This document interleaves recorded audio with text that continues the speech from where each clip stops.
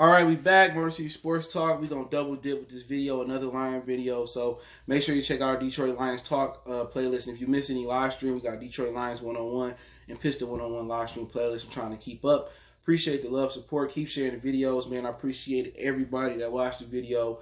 But if you could do me the best thing you could do for me is to share the video. It's the best donation you can make.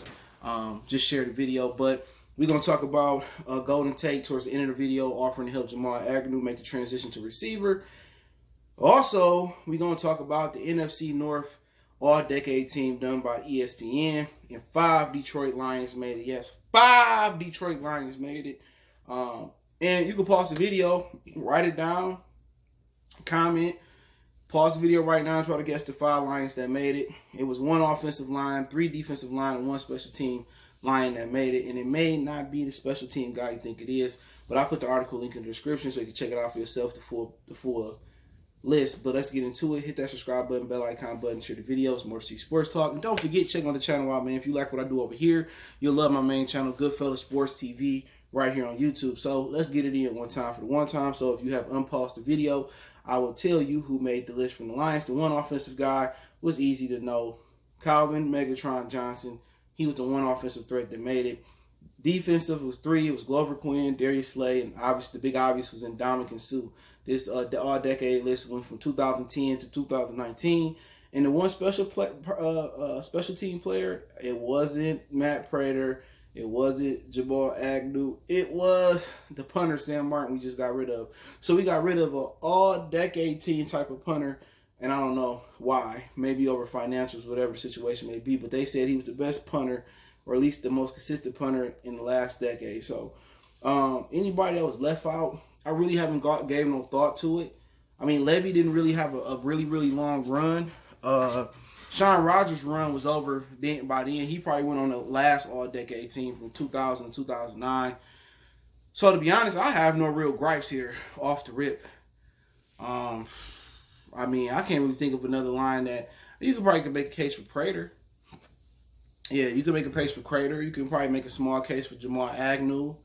You can make a case for Golden Tate. You know, I think they only went with 2 receivers, I think. But the other guy, the main guys that made it, obviously Aaron Rodgers, Adrian Peterson, Harrison Smith made it, some of those guys. So only guy I could really make a case for is probably Golden Tate off rip. You know, so I think it was good to have 5 Lions on there. I think that's solid. Sam Martin probably wouldn't have been the guy guessing. People might say, Glover Quinn, what is Glover Quinn doing on there? Glover Quinn was perhaps one of the 5 or 4 or 3 most dominant safeties under Terrell Austin. He was one of the best free agent pickups that Martin Mayhew bought in. Mayhew bought Glover in. He also bought Golden Tate in, and those was 2 huge pickups. The year we bought Golden Tate in, which I thought it could have been a chance he made the team as well. Remember, we were supposed to move up and draft Sammy Watkins that year, and obviously, good thing we didn't. Well, we still ended up with Erica Ebron, but you know, Sammy Watkins' career has just been, you know, plagued by injuries. But I really don't have no issue with that. I think people might say try to say Matthew Stafford, but I can put Matthew Stafford over Aaron Rodgers, a guy who won the Super Bowl last decade, and numbers is better than Matthew Stafford. You just can't. So people gonna try to really wheel Matthew Stafford into that spot. You can't.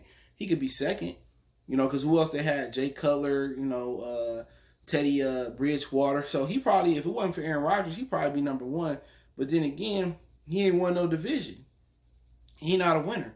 To be on an all-decade team as a quarterback, you got to win something, you know, in the division. And that's what people that's the one stat that people conveniently leave out. When talking about LeBron, we'll talk about James Harden, we'll talk about Matthew Stafford. You can talk about all the numbers they put up, but they don't win. I ain't never seen a GOAT of a sport or a GOAT of a division or a GOAT of a conference have a subpar winning record in championships or in playoff games or, you know, regular season either. So a lot of people get mad at me because I keep it real about Stafford. He hadn't won. You know, and it's not a receiver stat, it's not a kicker stat, it's not a linebacker stat, you know, it's not a corner stat. But Darius Slay definitely, you know, he's probably one of the best second-round draft picks we've had in a long time. He's probably perhaps one of the best draft picks we had in a long time. Excuse me, my neck be hurting. He's one of the best ones we had. So at the end of the day, I had no issue with it. Glover Quinn, one of the best free agent pickups. The only guy I kind of could say could have had a gripe, maybe Golden Tate, but they put Devontae Adams there. I can't remember they went with 3 receivers, but You know, you can't make a case for no tight end, no lineman. Definitely no running back for the Lions, no linebackers, no linemen other than Ndamukong Suh. Clifford Averill got out of here pretty much in the beginning of the decade, I believe, or in the middle of the decade.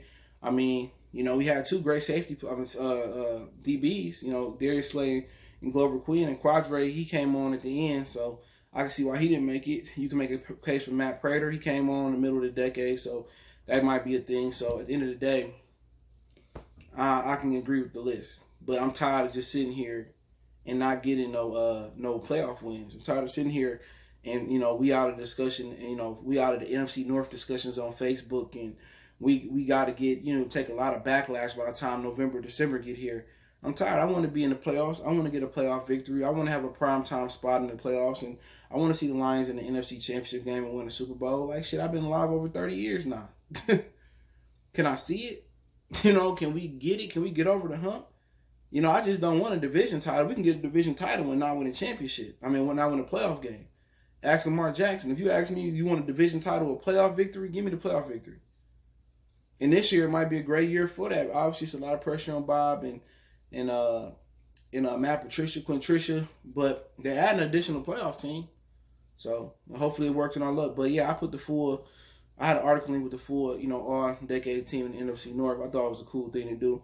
And I agree with the majority of it. I mean, how can you disagree with Aaron Rodgers and Adrian Peterson to start off? You can't.